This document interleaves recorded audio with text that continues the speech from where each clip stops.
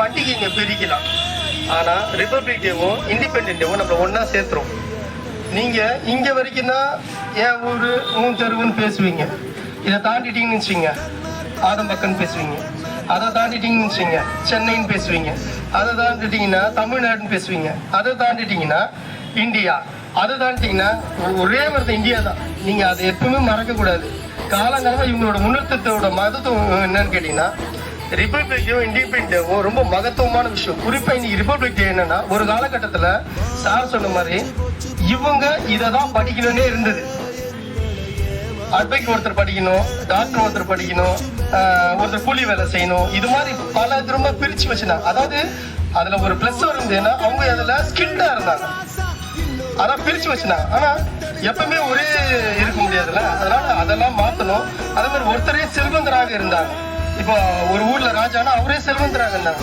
இதெல்லாம் பிரிச்சு இன்னைக்கு நீங்க நினைக்கிறீங்க ஒரு ஓட்டு போட சொல்ல காமெடியா கூட போடுவீங்க, நோட்டா கூட போடுவீங்க. இங்க நோட்டா போடுறதுலாம் சும்மா போச்சு. உனக்கு யாரையும் ஒருத்தர் உருவாக்கக்கூடிய நீ ஒருத்தர தலைவனை உருவாக்கக்கூடிய வாய்ப்பு என்னன்னா இந்த ரிபப்ளிக் டே தான் உங்களுக்கு கொடுத்தது. இந்த ரிபப்ளிக் டே நீங்க மறக்கவே கூடாது. இதோட மகத்துவத்தை நீங்க உங்க பிள்ளைங்களுக்கோ நீ உன்னை பத்தி சொல்லனா கூட பரல. இந்த தேசத்துக்கு ஏன்னா நம்ம 2 இண்டிபெண்டன்ட் டே இருக்குது. ஒரு இண்டிபெண்டன்ட் டே தான் ரத்த சின்னது. இது நம்ம உள்ளுக்குள்ளேயே இந்தியாவுக்குள்ளேயே வாங்கின ரிபப்ளிக் டே இண்டிபெண்டன்ட் டே. ஏன்னா இது பிரிக்கிறதுக்கு எவ்வளவு சாதாரண சார் சொன்னார். எவ்வளவு கஷ்டம் தெரியுமா? அந்த சட்டத்தையே எழுத மாட்டேன் பிரிஞ்சு போனாங்க இல்லையா? சட்டத்தையே எழுத மாட்டேன்னு எல்லாம் பிரிஞ்சுட்டு போய் அம்பேத்கர் மட்டும் தான் அந்த விஷயத்தை எடுத்துட்டு வந்தார். இன்னைக்கு நீங்க ஒரு 80% ஒரு 50% பேர் பிடிச்ச படிப்புன்னு கேட்டீங்க லான்னு தான் சொல்லுவாங்க. எல்லாமே லான். அதுக்கு என்ன காரணம்னா அதுவும் ஒரு காரணம் தான். சட்டத்தை நீ தெரிஞ்சாலே நீ தவறு செய்ய மாட்டேன். ஒரு டாக்டர் கிட்ட போய் நீங்க ஜங்க் ஃபுட் சாப்பிடுங்க மத்த சாப்பிடுங்க சொல்லி பாருங்க, எடுக்கவே மாட்டாங்க. ஏன்னா அவங்க ஆரோக்கியத்தை பத்தி தெரியும்.